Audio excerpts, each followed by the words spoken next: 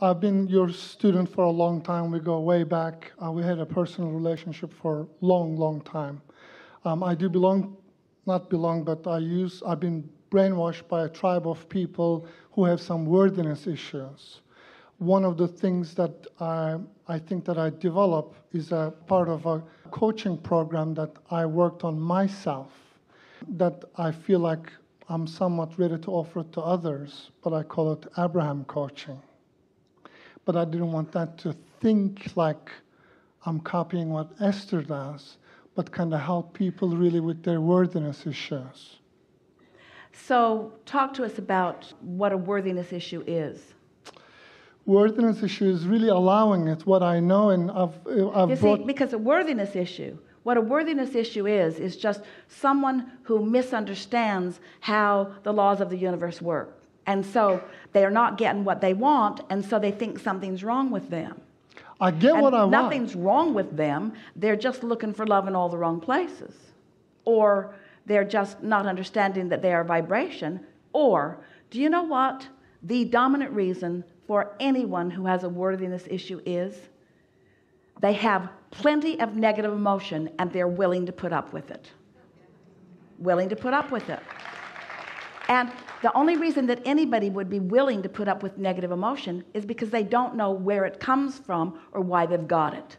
So you could cure unworthiness in a few minutes with anybody, with everyone, if you could just convince them that the reason that they feel that feeling of unworthiness is because Source is rooting for them and they are rooting against themselves.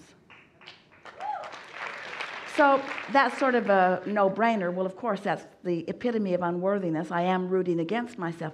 But it's just a habit of thought. It's just a habit of talking in opposition to what you want. That's all that it is. When you talk in opposition to what you want, you hold yourself at vibrational discord. So what you want can't come. And then you make up all kinds of really weird stuff to explain why it isn't coming to you, when there isn't any reason that anything you want isn't coming to you other than the fact that you keep noticing that it isn't coming to you. And that's why you got to talk to them about the emotion. You got to say to them, you can't care that it isn't there. You got to find a way to feel good even though it isn't there, and then it will be there. I bring it to me. We've had this discussion, you and I, a few times now. I get it, I manifest it, and then I crumble it and I poop on it. I just throw it away. It's not even I'm talking it, I'm managing to manifest it despite my hard programming. I get it. But you see, you're arguing for it now. Just by telling us that story, you're keeping that vibration alive. It's like if you could see yourself as a transmitter. And so there are desires and there are beliefs. And belief is usually about the reality that is. What people are mostly believing. That's why there are so many realists who don't want to listen to Abraham, because Abraham's talking about things that are... That's why science moves so slowly, is because they're looking at the reality of things instead of the vibrational beginning of things, you see. And so that's why we're saying, in order to understand this and become effective at it, we have to start in a beginning place. So these are the things that first must be understood, and it might take a little while. First, you have to accept that this is a vibrational universe, and that it is the translation of vibration that is happening. Even when you see something, it's a translation of vibration. So everything is translating vibration. Vibrations are all being managed by law of attraction. You get what you think about. In other words, these are just the basic precursory things that must be understood by anyone. But then soon we want to get to the place where we can say to you that when you focus upon what you want and it feels good, there's no split in your vibration. And if you can manage to stay with no split in that vibration just for a little while, manifestations will occur to you. So the way we teach worthiness to people who are having a problem with it is by helping them to find some subject that they don't have a pattern of negative thought about. And we just visit with them about this subject that they don't have a negative pattern about, long enough to get it active in their experience. And then we say, watch for that. The universe is going to bring you evidence of this. And when it comes, acknowledge that you accomplished that. You have to tell people, start with easy things. If you start with the thing that has been your issue for the longest, you start with the vibrational patterns that have been in the place the longest. You start with the issues, you start with the vibrational patterns that have been in the place the longest. You start with the momentum that is the greatest, you see. And yes, it takes a little while. When a train's going at 80 miles an hour that way, you don't want it to all of a sudden go 80 miles an hour that way. Be hard on the contents of the train. It's going to slow down, and then you're going to get it going the other way. And so it's really about accepting. So are you talking about this as an issue that is yours, or are you talking about it as an issue that you're having a difficult time explaining it to others? Issue with myself. All right, so let's talk about this. We have some very short questions for you, and they are very easy answers. But the unfolding of these answers within you is going to create within you a vibrational pattern that is going to make it easy for you to understand the things that we will then say. Is that good for you? Indeed. So, do you accept that you are more than this physical body? Yes. Do you have some sense that this physical body matters in some way? Yes. So would you even say that you accept that you are here for a reason? Yes. Do you believe that you have some measurable control over your own experience? Yes. Do you believe that action is part of that? Yes. Do you believe that there is something even also, we won't say more quite yet, something other than action that is responsible for what happens in your experience? Yes. Do you believe that you came with the intention of having choices about your life experience? Yes. Do you think that your life experience has served you well in helping you to discover what you like and don't like about this experience? So far, yes. Do you believe that you have a reasonable ability to focus your thoughts? Yes. When you focus on something for a little bit of time, can you feel something that we are describing as momentum? But Yes. can you feel can you feel momentum? Can you feel the difference between contentment and elation in terms of momentum? Can you feel the difference between frustration and rage? Yes. So you can explain momentum through your emotions. Mm-hmm. Does it feel logical to you that when you focus upon something and have a feeling response to it, that there is some power in that? Yes. Can you feel when there's more momentum in a thought and when there is less momentum in a thought? Yes. Does it feel logical to you that a more momentous thought would have more power, Yes. more manifesting power? Does it feel logical that it also would have more feeling to it, which Yes. is manifestation also? Does it seem logical that if you are consistently offering thoughts about what you want and not offering contradiction about it, that more momentum about what you want would occur? Yes. And there would be more emotion about it. Yes. Does it seem logical that if you're focused upon something unwanted and you've been doing it for a while and there's quite a bit of momentum gathered about it, does it seem logical that you could all of a sudden stop thinking that thought? Hard. It is hard. Does it seem logical that you could do it in the earlier subtle stages? Yes. Does it seem logical to you that in this evolution of thought, in this evolution of vibration all the way to manifestation, that once something has occurred that you're feeling strong emotion about, does that feel like quite a bit of momentum has happened?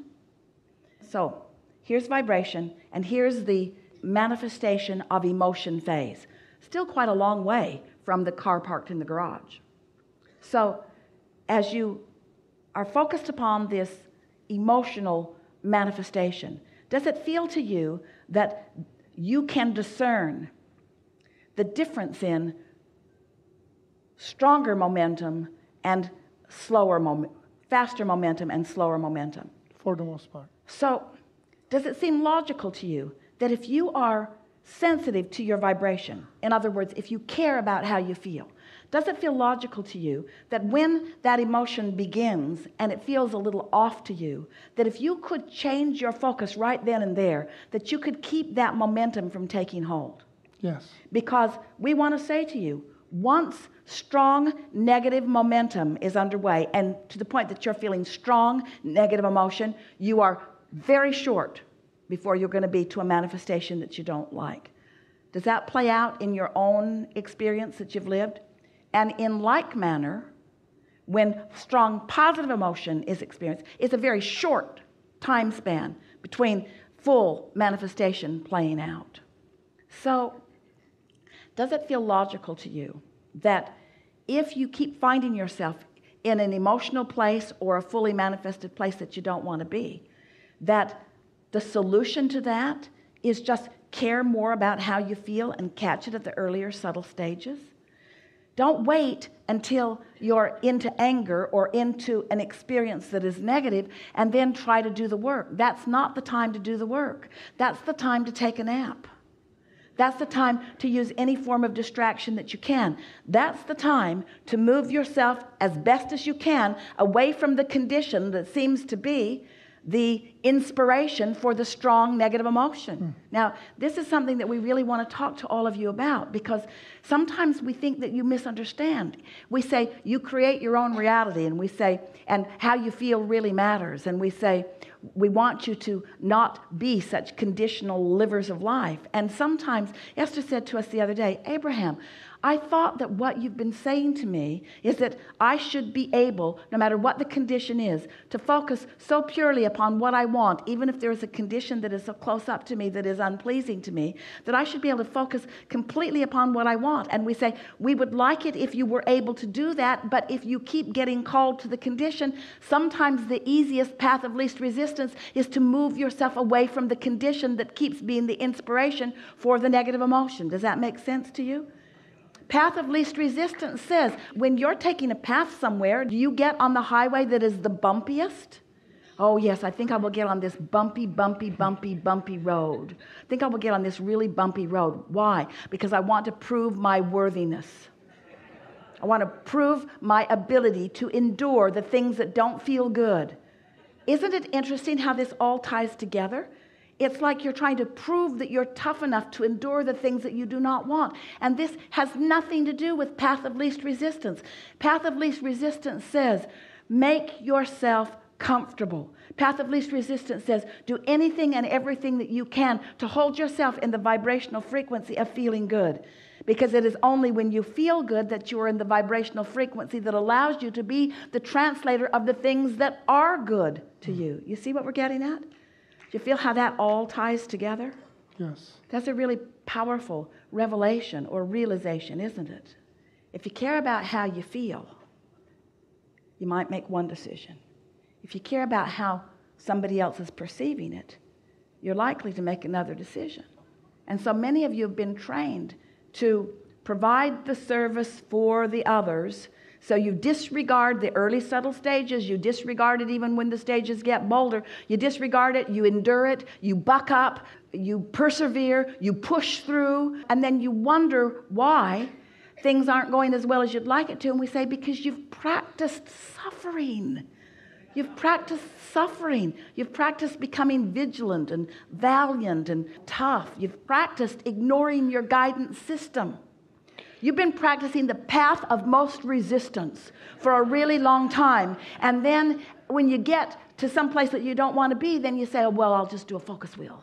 I'll do a process. And we say, make it easier early on. Take the path of least resistance. If something doesn't feel good to you, don't turn the television program on that upsets you, and don't call the person that is unpleasant to talk to, and don't spend your time doing things that don't feel good. Give yourself the vibrational opportunity to connect with who you really are and then move forward. And what you're going to begin to discover is the more you clean up your vibration, there are going to be people around you that say, hey, I haven't been seeing as much of you. And say, I know. Because it's easier for me to love you from a distance. And loving you is what I want more than life itself, because it is life itself, you see. And so once you decide that you're going to care about how you feel, what's going to begin to happen is you're going to click into that broader perspective, and then worthiness just becomes a non-issue. We think that that was a really good conversation about everything that is at the basis of this. Yes? Is it? This is a really good time for a segment of refreshment. Good one.